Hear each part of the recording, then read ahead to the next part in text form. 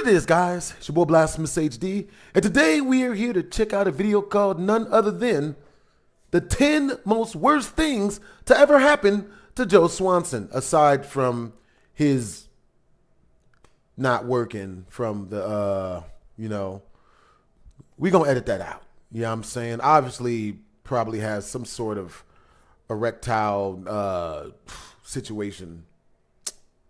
We gonna edit that out too. But yo, if you guys want to watch the original video, it is by none other than the Sweaty Clam. Swear to God, I did not make that name up. You know what I'm saying? It's exactly what it sounds like and looks like, if you look at the profile picture. You know what I mean? But yeah, make sure to, crack open a Coca-Cola. You know what I'm saying? Get yourself a root beer float of some sort, only with root beer. Pull out your breast if you like. Let's get into this video. It's all about comfortability. See, I didn't even discriminate that time. Everyone can pull their breast out. Let's do this. The milk's gone bad. We gonna edit that out.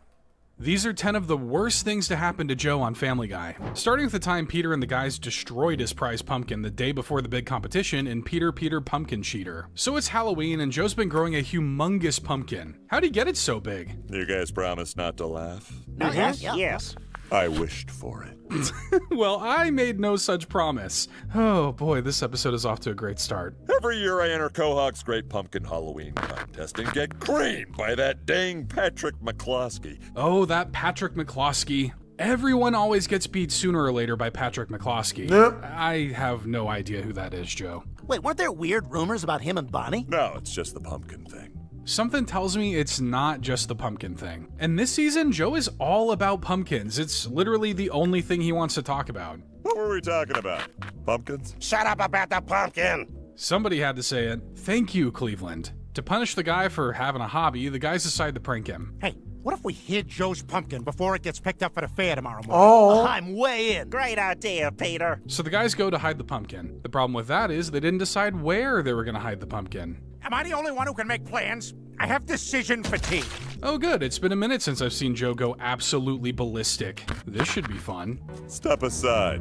Now let's remember, it's just a pumpkin. But based on where Joe points that gun, it's much more than just a pumpkin. We can just shovel the rest of the goop back in and prop it up. We can't just scoop 307 pounds of pumpkin guts in there. But what if you had someone who was exactly 307 pounds who could fit in there? If you can't fix it, fake it. I think I could slide in through the hole in the bottom. Then I could just sit in there for a few hours and maybe you can still win the contest. pause. Sounds just stupid enough to possibly work. Even if it doesn't, shoving Peter in a pumpkin could be fun at least. At the event, we're finally introduced to the Pump King himself. Let me get a closer look at your pumpkin. Could barely see it from over there. Ha! Classic McCloskey. Well, I bet you've never grown a talking pumpkin, have you, McCloskey? And the winner of the Great Pumpkin Contest is... Joe Swanson! So his winning pumpkin gets hauled off to the State Halloween Contest in Providence. I hope Peter doesn't have to go to work tomorrow or anything. It's gonna take us hours with all these pumpkins. Peter! Yeah? Oh, wow. But an appearance Homie would have lost like 5 teeth, bro. I swear to God, bro. I don't care who it is. If a dude ever kisses me on my face, I'm breaking his mouth open, bro. I'm taking at least 5 teeth, bro. I need 5 of them. I'm taking 5 of them mugs. And I'm gonna take his phone. You know what I mean? Just so he can't call the police. You know what I mean? from a suspicious McCloskey keeps them from letting Peter out just yet. At least he has all the pumpkin seeds and innards he could ever want to eat inside of there. Something is off with this pumpkin. Don't hate me because you hate me. Sick burn, Joe. You sound like you just woke up from a mid-2000s coma. I have to go to the bathroom more than the pail in here. Well, the jig is up. For everybody, apparently. All of the pumpkins were filled with heavyset guys, and according to McCloskey, that's the only way to win these competitions. No real pumpkin is ever over 20 pounds. But yours always are. My fat son sits in mine every year. And just like that, he rides off into the night, no doubt in search of the next vegetable he can center his entire personality around. I gotta put some thought to this, but I think I may be in love with that guy. And it was his love of his daughter that drove him to go into crippling medical debt, forcing him to try to rob Carter Pewterschmidt in Ocean's 3.5. So the guys are getting annoyed at Joe for constantly flaking on them just because Bonnie could go into labor. Joe is just gonna keep bailing on us until that baby comes out of Bonnie's butt. His science is a bit off, but I guess he does have a point. It's been how many years at this point? Hopefully that thing's still up in there. Guys, Bonnie's going into labor. We gotta get her to the hospital. Quick, Peter, get the car. What's the rush, Joe? The baby waited several years, surely you can wait an extra hour or two. Luckily for Bonnie, she's surrounded by a ton of support at the hospital. Get out of there. Get the hell out of my wife, you little bastard. Well, Joe, you might have just scared the thing all the way back into Bonnie's esophagus with that. But after enough work, Bonnie gives birth to a little baby girl. It's hard to believe she's already 18. Now, was that a joke about how long she'd been inside there, or was Quagmire already trying to make his move mere seconds after birth? God, I really hope it's option one. But unfortunately, they live in America, so now they gotta deal with the medical debt that comes with having a baby. I got her hospital bill this morning. How bad is it? It's $20,000. For that money, you could have bought a pretty decent car. Probably has a better return value than the kid. So Joe picks up a second job to pay the bills until he's approached by a guy who offers to help. How much you need? Look, I'm a police officer. I can't afford to get mixed up with a loan shark. Well, I'm not seeing any gills or fins on this guy, so maybe he can be trusted. But now the hospital bill is paid, Joe has to worry about paying back the loan sharks. This really was like putting a bandage on a decapitation, wasn't it? Look what they did to me. My legs are useless now. But maybe Carter could help them out. After all, he's a notoriously generous guy. Of course I could. But it's funnier to me if I don't. Yeah, that guy would rather watch thousands of dollars burn than help those in need. If that stingy old Carter won't give us the money we need, I say we take it from him. So the fellas hatch a plan to rob Peter Schmidt Mansion during an expensive dinner party. My father-in-law has treated me like crap for almost 20 years, and it's time for a little payback. Yep, for not giving him money to fund his business or do some goofy shit with the money that he should just go get the money himself for. How dare Carter not give Peter how dare he not do that? I can't believe it. I'd say stealing $40 million from him isn't exactly little, but Yes, Tide Pods, giggity. I'm here for it. So the guys infiltrate the party, and after Peter and Quagmire provide a dancing distraction, Cleveland is able to make it to the vault. Looks like I'm just gonna have to cut through it. Good thing I brought Reese Witherspoon's chin. Some celebrities will let you just carry them around in a duffel bag, I guess. Hollywood really is a weird place. The guys make it all the way into the vault, but before they can swipe their prize, Lois crashes their operation. Think about your beautiful little girl. You can't watch her grow up from jail.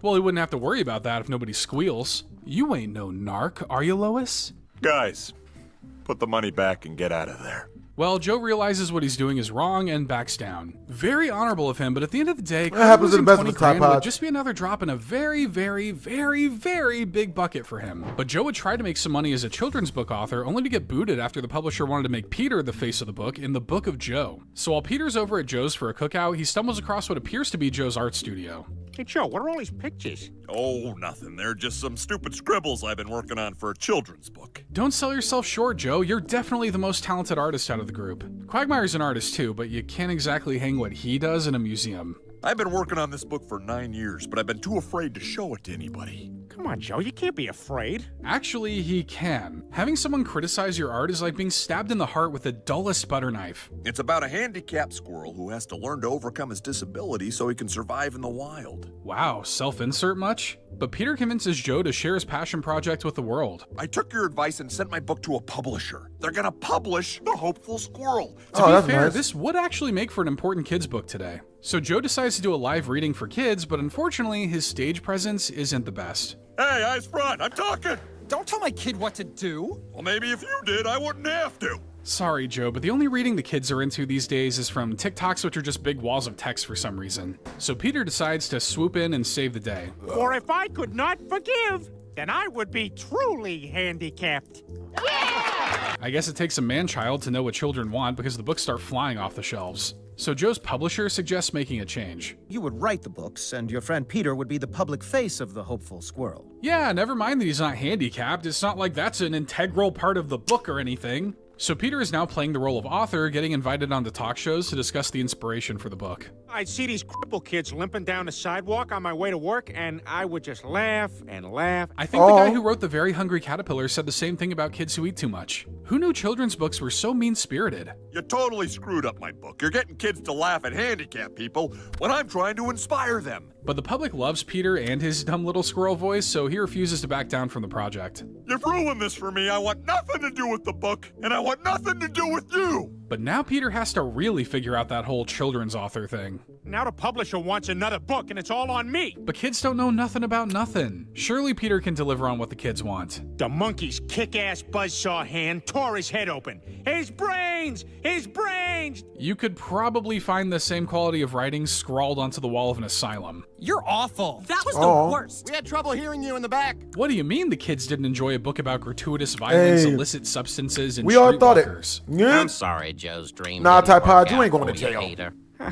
You be aight. Thinking. I think the issue is that you weren't thinking. So Peter apologizes to Joe for taking away all his success and attention. If I could not forgive, then I would be truly handicapped. What?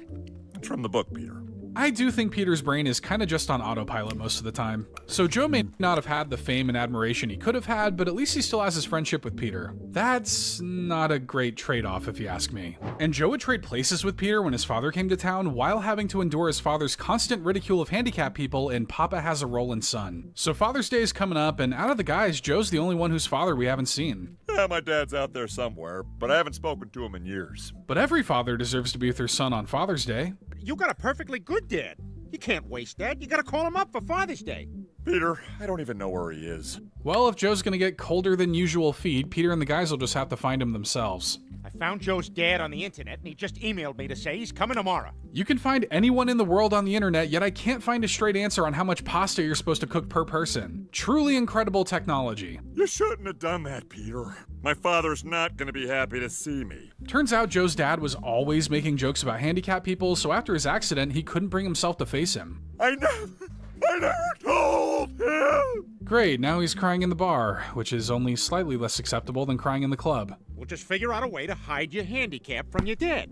Hide the fact that I can't walk. Yeah, all we need is some strings, some propellers, some stilts. Yeah, now that I'm thinking about it more, this isn't gonna work. This is how we're gonna fool Joe's dad. Oh my god. Yeah, looks real, right? Looking about as real as Godzilla did in those old movies. So when strapping Joe to a horse obviously doesn't work, Peter gets the bright idea that maybe a human should be Joe. I'll just pretend to be you. I mean, your dad ain't seen you in years. He won't know the difference. I don't know, he might think his son really let himself go. He may even hate him more than he would if he was handicapped. Huh? Huh? Kinda. Yeah. I don't care. Great, now you have the build of an 18th century duchess. But they decide to give it a try. Joe? Wow, I guess it really has been a long time. I barely recognize you. Put on a little weight, haven't you? Yeah, that's what you open with when you haven't seen your son in years. And while Peter does that, Joe pretends to be Peter because, look, because it's funny. Isn't that good enough? Oh, this'll be fun. Let's see how long it takes them to get Gumby over there into the car. Wow, a Gumby reference? So he's not just an ableist, he's old. At least the ruse will end after today. Bud's not leaving. I told him he can move in with me and Bonnie. What? Not gonna lie, I think Peter just wants to keep driving the cop car. I'd do the same thing if I was allowed to drive. Damn clam hands. I'm thinking that I've had two dads, and neither one cared for me as much as Bud does. That's fair too. I don't see Mickey showing up for Father's Day, but something tells me he isn't legally allowed on a plane. But a man can only hear so many insulting comments before he starts to break. See, a guy like that should just stay inside so we don't have to look at him. Geez, did a guy in a wheelchair sleep with his wife or something? Or is it possible to just be born a huge douche? Now get inside. No, I'm not gonna do that. Oh, yes, you are. Unfortunately for Peter, Joe's more of a man than him with only half the body. You can't let yourself get beat up by a guy in a wheelchair. Your son is a guy in a wheelchair. So Joe finally comes clean to his father, who owns up to his insecurities involving handicapped people. I guess I could never stand the thought of something like that happening to me. Or even worse, to someone that I care about. Well, Joe's proof that it's not the legs that make the man, it's the man that makes the man. That sounded better in my head. I love you, son. I love you too, Dad. But Joe's most important relationship in his life would start to crumble as Bonnie traveled all the way to Paris to cheat on him in foreign affairs. So Lois and Bonnie are vacationing in Paris together, looking to do all the things Parisians do. I came here to have an affair. An affair? With who? Anyone? Ah yes, the traditional French pastime. European culture is truly an enigma. Why not at least enjoy the food first? You know what I'd really like? A piece of that.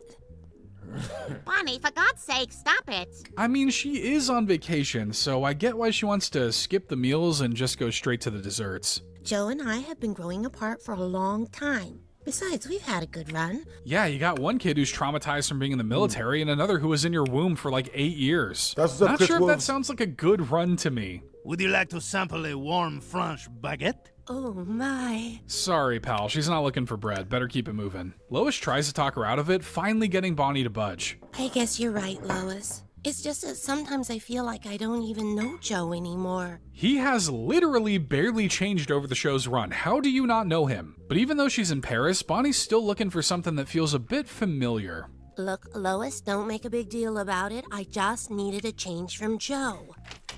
Bonjour. So your issues with Joe aren't related to him being in a wheelchair? I guess that's character progression, though I won't say it's for the better overall. Well, Bonnie and Francois are certainly getting to know each other, so much so that he pops a big question on Bonnie. I have so enjoyed your intimacy these past few days. Will you stay here with me? Yeah, a few days seems like a good enough vetting process. You've gone from a holiday affair to straight psychosis now. Oh my god, you're not gonna do it, are you? Well, I'm thinking about it. I know Joe has his moments, but he can't be that bad to the point where you're ready to throw your entire life away, right? Well, on their last day in Paris, Bonnie seems to have made up her mind. Lois, I've thought a lot about this, and I'm not going with you. Yeah, she thought you'd say that, so she decided to break girl code and make Bonnie really face her decision head on. Joe, what are you doing here? He'll be damned if his French counterpart is going to ruin 80 years of marriage. Well, that's 80 married to a handicapped guy years, according to Bonnie. I love you, and I need you. Please come home with me. I've never told a female any of that. I've never told a female, I love you. I need you. Please come home. You know what I mean? I've told a female, like, I had this one situation, man, back when I was dating Dr. Girlfriend. You know what I mean? Like, she woke up one day and was like, oh, I'm leaving you. I was like, oh, okay, cool. You know, she leaves. So, you know what I mean? I started talking to this,